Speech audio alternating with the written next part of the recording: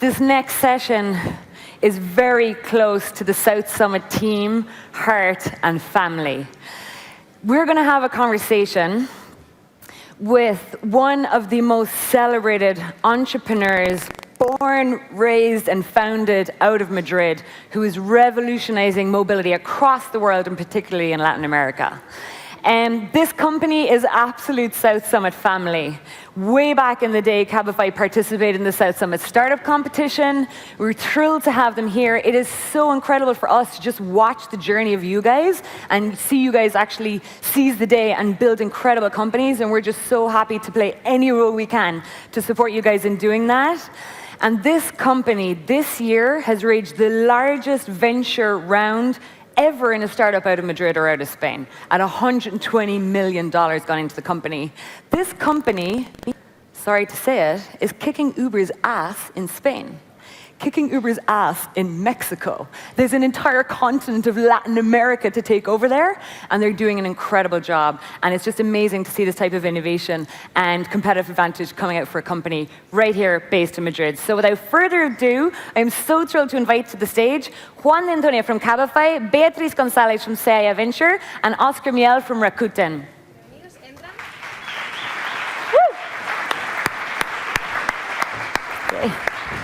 Good to see you. Thanks for being here. Genial. Thanks, Bea. ¿Qué tal, qué tal? ¿Cómo está? That's good. Thanks for being here. All yours, guys.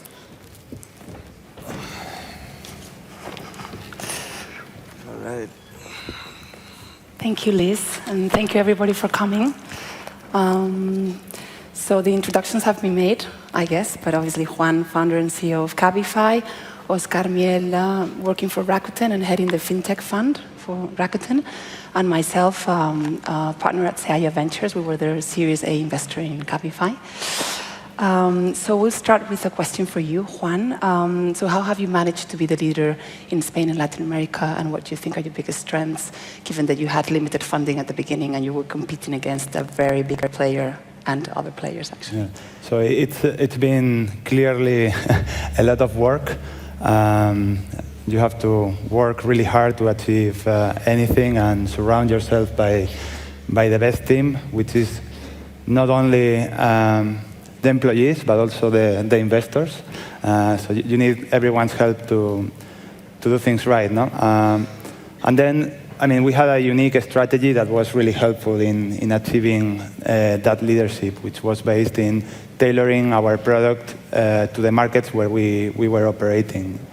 But the industry where we are working, it's still in its early days, so we need to continue doing the same thing and continue excelling at service, which was our main differentiator. I would say that, yeah, work, team, and the strategy focusing on providing the right product with the excellent service. No? Mm-hmm, okay. And Oscar, why did you invest in Cabify, and what did you find in the company that was very special?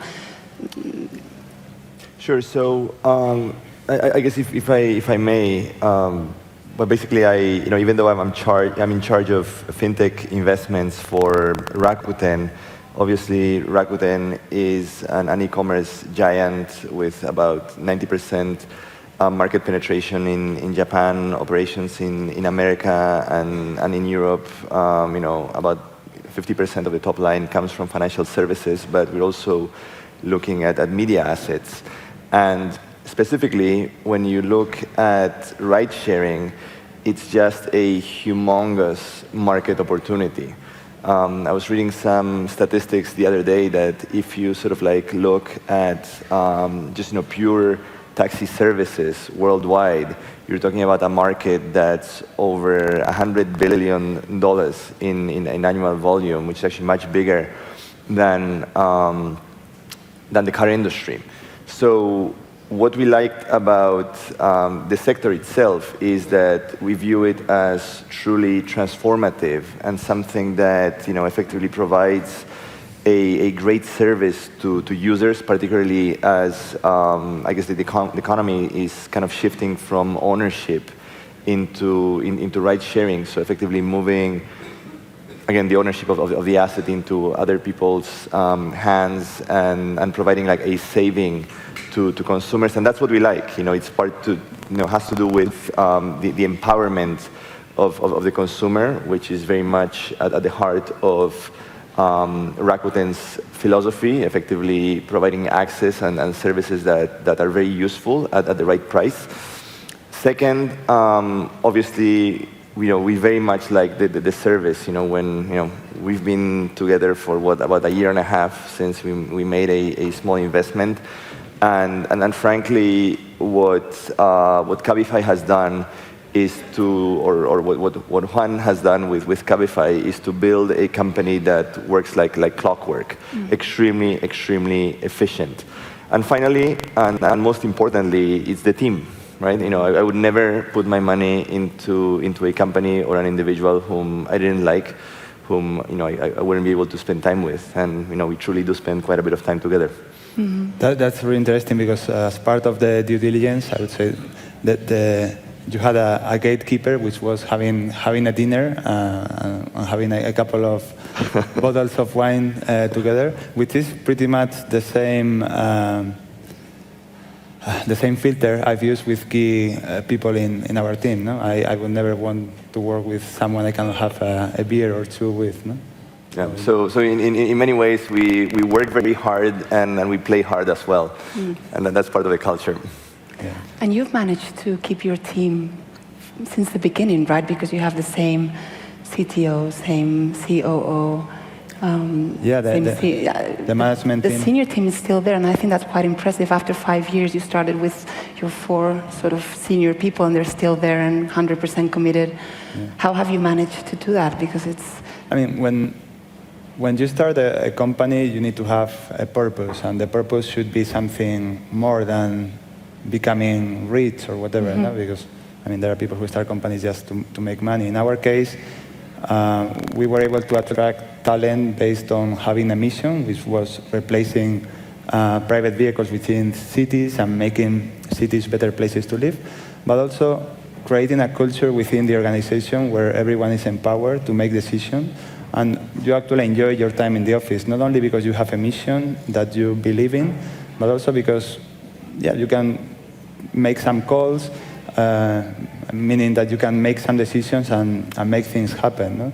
So I believe I've been pretty hands-off. I mean, sometimes I'm also the bad guy and have a terrible sense of humor and get way off, but in general, I try to let people do their take thing. ownership for their exactly. decisions, like it's a company that is created by a group of people, and decisions are made based on what makes sense, not who is the boss. No? Yeah. And if I may add to that, what's really interesting, and I've used Cabify basically in most of its markets, sometimes even faster than Juan, like throughout our launch in Panama. So what's really beautiful is not only the consistency of service, but a culture that basically goes directly from the top to the bottom and vice versa. People who are truly passionate about what they do and very good at delivering a service. And I think the challenge you might have right now is that effectively the company has been growing massively, right? So it's like the growing pains of becoming an adult. The culture was so strong that we never put it on paper. So we actually, like a few months ago, we were growing from 150 people in January to 700 now, and thanks to your advice, you were, hey, Juan, maybe you have to worry about keeping the culture together. No? So for the first time, we got together as a team, and said, okay, what's our culture? And we put it on paper. So it took us 4.5 years to put our culture on paper, but our culture is really tight. No? It's so tight that we didn't have to put it on paper until recently. And what would be your advice to companies that grow so quickly? Like Juan's company is going from 100 to 750 in just a year, and you're in 30 cities, right? Or we're 26 cities with operations live, so you can order a Cabify and it will be waiting at your door in less than 5 minutes in 20 cities. We were in 7 cities in March, so growth from 7 to 26. You have to worry about keeping that culture, no? And Yeah, it's been a lot of work with a great team of people. Again. And your advice, Oscar, because you have well, other companies that have grown exponentially, right? Sure, and well, the advice is, it's kind of like a fine line, if you will, between growth and adding numbers and adding services and preserving the freshness of the culture, and yet having the right set of rules and checks and balances. And keep in mind that obviously I work for a Japanese firm, and the Japanese really like rules, right? Which, compared to Spain, it's quite the opposite actually in culture, right? But it's very important to make sure that, I guess, the efficiency and sort of the quality of the service remains, but at the same time that the rules don't become too stringent, so that you end up stymieing your growth and more importantly, the creativity that a business like this needs. And I think Juan's managing to have such a balance, right? But it's also going to be the new layers of management that are going to be coming in. It is a constant challenge. We are reevaluating our organizational structure constantly to empower local teams to make decisions, but at the same time have a global structure that allows you to capture the best practices and not repeat the same mistakes. Yeah, it's a constant struggle, I would say. Yeah, and let's talk a bit about fundraising, because obviously you've raised the biggest round ever in Spain, and that's quite an achievement, right? Because it's not easy to raise funds from Spain or Latin America, for that matter. So what's your experience? What advice would you give to other entrepreneurs? Because raising small rounds is quite, I wouldn't say easy, but it's doable in these regions. But raising big rounds is certainly very challenging, and not many companies manage to do it. I mean, surprisingly for us, raising money is getting easier and easier every time. No? Yeah. At the beginning, when you're trying to create a product, it's more challenging. You have to sell the idea, and then once numbers are there or the results are there, you can tell people to look at the numbers. No? So it becomes easier. Being a global company, I mean, my recommendation to Spanish entrepreneurs would be to look beyond our borders, and not only for fundraising, but also to deliver a good service outside of our borders. No? In our case, the Series C that was led by Rakuten, I mean, we established a relationship early on in the previous round, no? and they got comfortable with the team, with the results, so it was an easier decision for them to do the round. No? So once you close the round of funding, you need to think what you're going to need for the next one. No? And in our case, we had a pretty clear idea of what was needed. We executed against that, and it got done. No? But also establishing the relationships, and here again, having the right investors early on helps you find the next investor. So when you look for a group of Series C investors, you need to check if they're going to help you find the Series A, and so on. No? So in our case, you had a previous relation, or you met, and that facilitated the introduction to us, and then we build the relationship, and things happen. No? Yeah. So your advice would be not to be scared about bringing in someone early on that can actually do the following round, because some entrepreneurs feel a bit uncomfortable because they want to have all their options open. Obviously, if you have Rakuten into the company, it's quite likely that they'll do the big round after, and that's fine, right? It's not something that people should run away from. It could be actually very positive. Exactly, and Oscar, who is managing the FinTech fund, was the one that led the investment into the transportation industry, so it was a bit of out of your scope, no? So because when you speak with investors, there is always a good excuse not to invest, but when they want to invest, it doesn't matter if it's the right industry, it doesn't matter if it's the right size of the round, they will find a way, no? That's so true, actually, yeah. And when you had to pitch the investment in Tokyo, the fact that the company is a Spanish company operating in Spain and Latin America, did it make it more difficult? Or it doesn't really matter because you really love the sector, the business, the founder? How does that play into the convincing part of your pitch? Sure. I mean, I think, well, obviously, location matters, right? Because if you sort of look at holistically the growth of the venture industry, a lot of it comes from the U.S. And America is such a great large market that almost everyone wants to be there because you have the same language, a huge consumer base, a lot of growth, so it's kind of easy, right? Then you move to Europe because of the Anglo-Saxon culture. Obviously, London is a huge hub, but even many of those startups are actually looking at eventually migrating to America.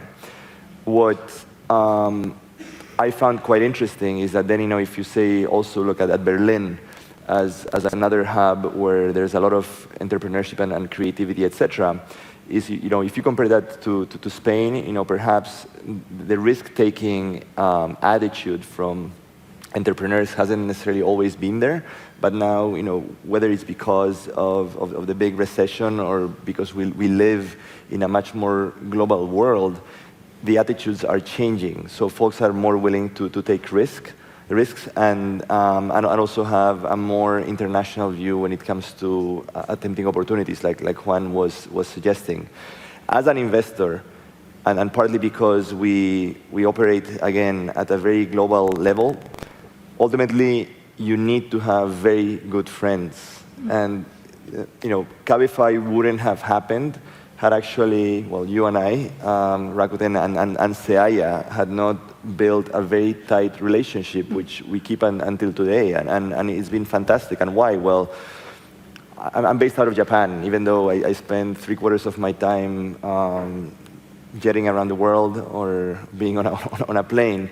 But you need to have somebody on the ground that can work with the entrepreneur. And then you also see how some of the issues transform themselves, right? So it stops being, so, I guess, like micro, certain issues related to, like operations or tactics, but they move into more of a strategic stage where obviously, the nature of the investor and the relationships that you need might be a bit more global. So, essentially, it's a combination of connections, friends, and people that you trust to make these investments happen. Mm-hmm. So we have 4 minutes left, and I wanted to ask you about your view on the mobility sector. So anyway, between, car manufacturers, driverless cars, taxis, back cars. I mean, we could go on for hours, but just pick something that you think is like the key takeaway for everybody on the mobility sector. No, I mean, I think it's pretty clear to everyone nowadays that the new generations, the millennials, or however we call them, are less and less interested in owning a vehicle, especially in big cities. No, it's more a liability as opposed to what it used to be seen as a sign of liberty, freedom, or even a status.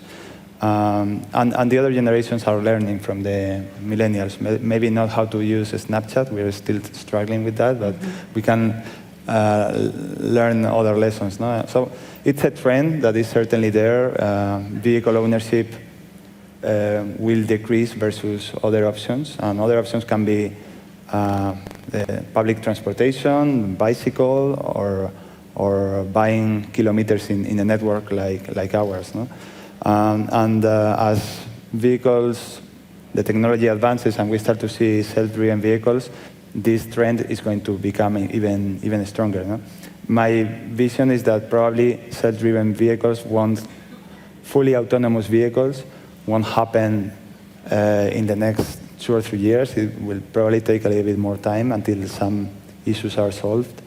But it's coming. No? And in some of our markets, like in Latin America, imagine in Mexico City, with the roads don't have lines and you have a new bump every day on your way. No? It will probably take a little bit longer in those cities.